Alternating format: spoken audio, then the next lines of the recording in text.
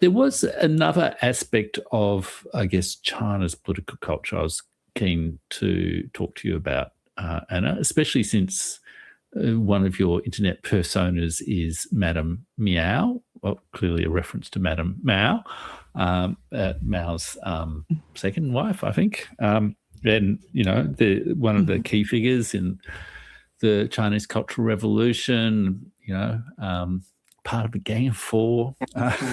Mm-hmm. Great band. Yeah, I remember them.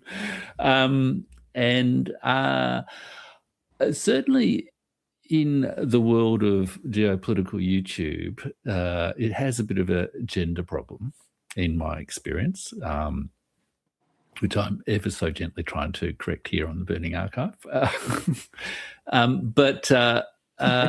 there you are. but what's your assessment of, do women have a significant role within the Chinese political leadership? I don't know enough of the complete range of people on the Politburo, et cetera, to know, but, is there are there issues with the role of women in Chinese politics, in your view? Yes.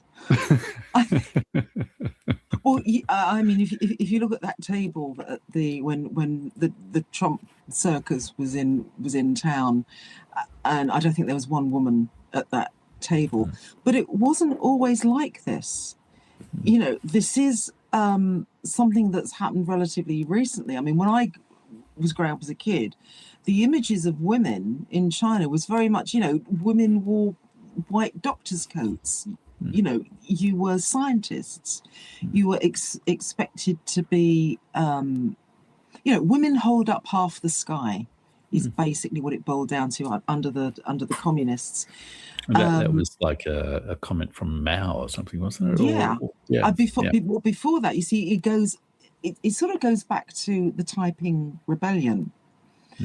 And so this is in the mid-19th century. You had, women had always been powerful in the dynasties anyway, in the imperial houses, not always in a good way. I think the Dowager Empress, with Puyi, she was incredibly powerful, but not particularly a positive person. But the Taiping Rebellion is really important because this is also one of the things that influenced Mao. And you had he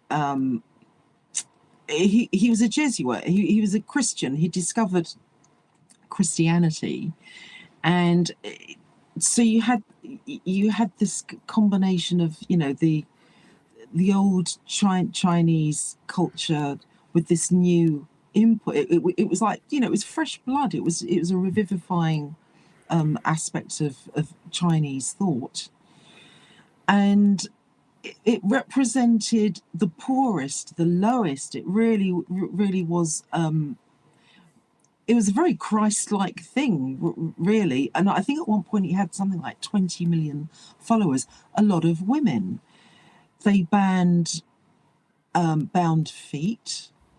Women were supposed to be, on an equal, more or less on an equal par with men, but in a way that was really progressive.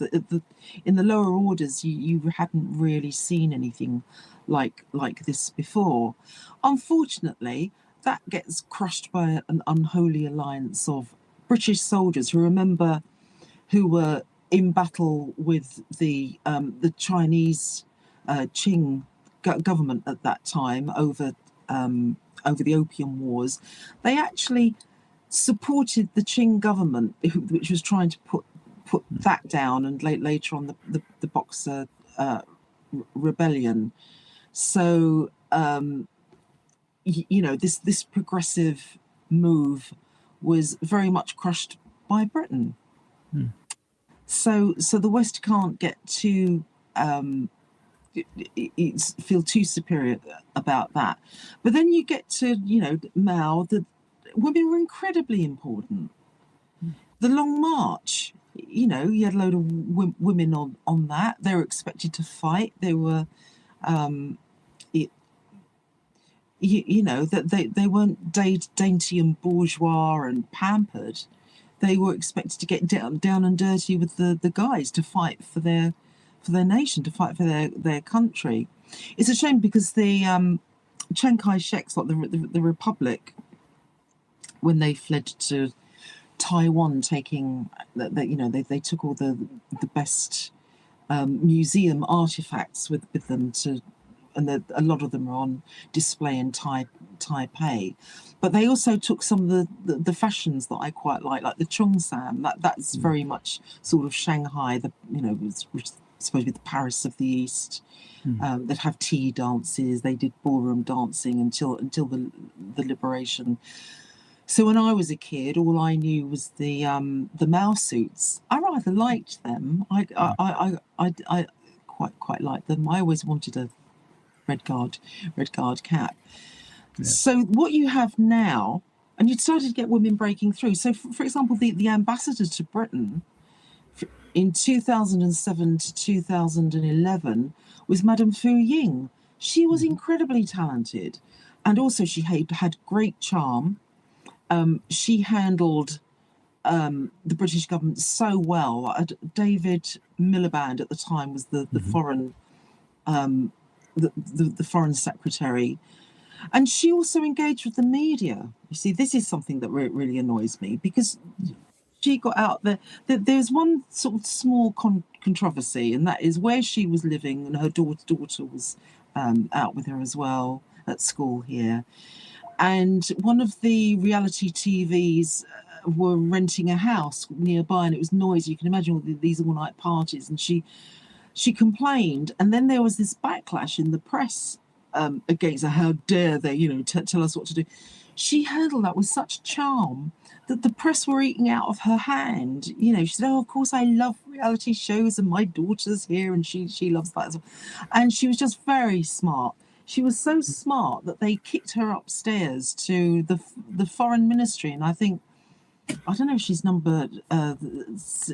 She's very high up, and it would be in Wang Yi's department. And then she was replaced by, oh my God, this guy, Liu Xiaoming, who was he was like a matinee idol, tall, very, very good looking, but just Dullsville basically. And he was kept happy because the Daily Telegraph, seeing yuan signs in their eyes and everyone thinking we're going to make a lot of money out of China, that they were allowing him to write his long boring screeds in the Telegraph. And I think they're still up on the British Embassy website. There's a page for ambassadors, so you can check up how deadly dull they were. So yeah, she was good. I was also pleased to see around 2018.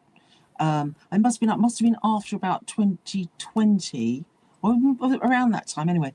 That CGTN had this woman, Liu Xin, who's womanly, has a beautiful voice, had really intelligent. I just thought that she's such a great role model, because a lot of what you've got now is this sort of regression into childhood. All these child women who get these really high voices. It's like, don't be like that. You're a woman, and just because these idiots want you to be a perpetual child woman so that you won't outshine them, forget them. So there has culturally been something weird that's happened. I mean, they are so beautiful. These Chinese women are just absolutely gorgeous. But their manners, I would say, look to Liu Xin. That's how you should be. It's curious. What do you think has happened there, culturally, or socially, even? I guess, I don't know. Well, I think there are certain males throughout the West and the East. The East are being taught bad habits, I think. You've got Western males post-Gamergate who have just regressed into this woman-hating thing. I mean, look, I'm being attacked by all these Western commentators who arrived late, who weren't around. Instead of, showing solidarity and thinking, we're on the same side, we're fighting for the same things, have turned it into a turf war. So I'm being attacked by all these commentators, some of whom actually contacted me when they first arrived to find out, to pick my brains, and I'm giving them info, and then suddenly they turn. I think this is a mark of what's happened. You see all of these, this video, the podcasts. It's only sort of this year and last year that you've seen women started to enter the scene. For several years, it's been all guys. They don't know what they're talking about a lot of the time. They sort of bone up on their, a few facts. They read the headlines, and they're operating from these headlines. And a lot of it now is obviously helped by AI.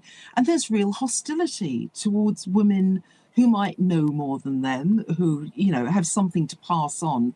So instead of being, decent guys about it and just sharing and being brotherly about it, it's like crush, kill, destroy from them. So I think what you're seeing is Chinese people who, after all, China is only about 50 years into this modern era. It went through all that hell of the century was over a century of humiliation, the civil war, the poverty, cultural revolution and all that. They're starting to find their feet, and they're looking around at the cultures and the societies who did do better than them.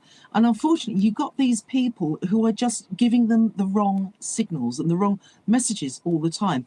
Yes, it is okay to behave like this. Of course you should be hostile towards women who are uppity and speak out of turn.